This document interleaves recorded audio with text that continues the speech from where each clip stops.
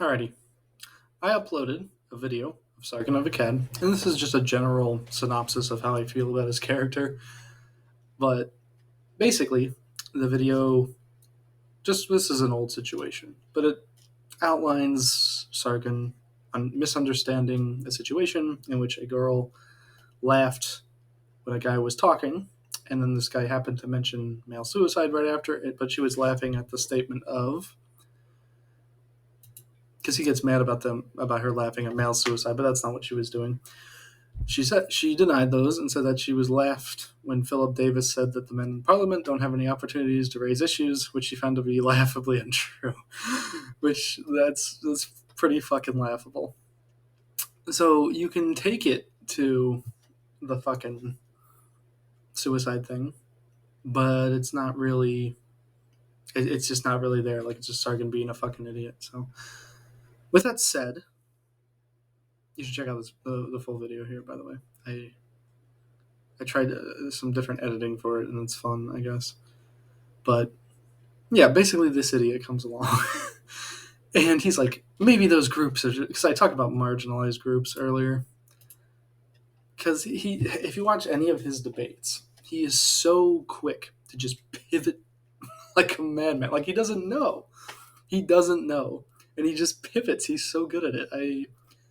I don't know how anybody thinks he's like intelligent, but he's good at it.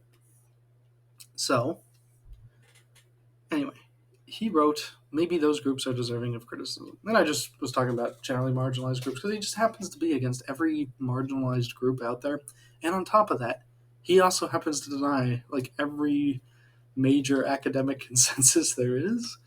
And if you're doing that, like, it's really hard to say that you're smarter than the people who have dedicated their lives to figuring the shit out. And if you are that arrogant, I mean, wow, you're funny. So Sargon has a problem with marginalized people. And he says maybe those groups are deserving of criticism. Maybe, just maybe. Wanting to be free from criticism is the mark of the weak and malicious. So, I, I mean, I just naturally asked, like, well, when did I say these people want to be free from criticism? Because it's not my argument. I mean, I'll criticize people all the time. I hate Jesse Lee Peterson. There's tons of people. I don't like Pearl. I don't like all these anti their own group people. And it's one thing if there's no evidence for it, but if there's a ton of evidence for it and you can't even engage on like a basic Google search, like it's really hard to take you seriously. And then the fact that I have to explain to you everything, like the history of CRT, the history of black people, the history of women's rights, it's dumb. So he says, I'm saying they are not marginalized. They are cyberbullies that deserve to be criticized. And further, they play the part of the marginalized in order that they indeed can be free from criticism. I'm saying it. You seem to imply that such criticism of the marginalized is inherently bigotry. Yeah, nah, not buying that nonsense no more. You know the story of the boy who cried bigot, right? And I just asked. He did changes. He edited it, which I think he wrote something about. Oh, maybe he didn't. Maybe he didn't. Because I was looking up on my phone and my iPad at the same time, and I got a little confused. But so that's why I wrote this one. But anyway, I was just kind of like, you seriously think all the margin, like, I don't know. I mean, he's making a universal statement that. Where did he say? Yeah, he's making a universal statement that they play the part of the marginalized in order to be free from criticism. So, I mean, yeah, I don't know. Marginalized people aren't marginalized; they're faking to be free from criticism. Surely, since they're so smart, you must have some data to support. Even like that, a bunch of them are doing that. So I just said, I'll wait.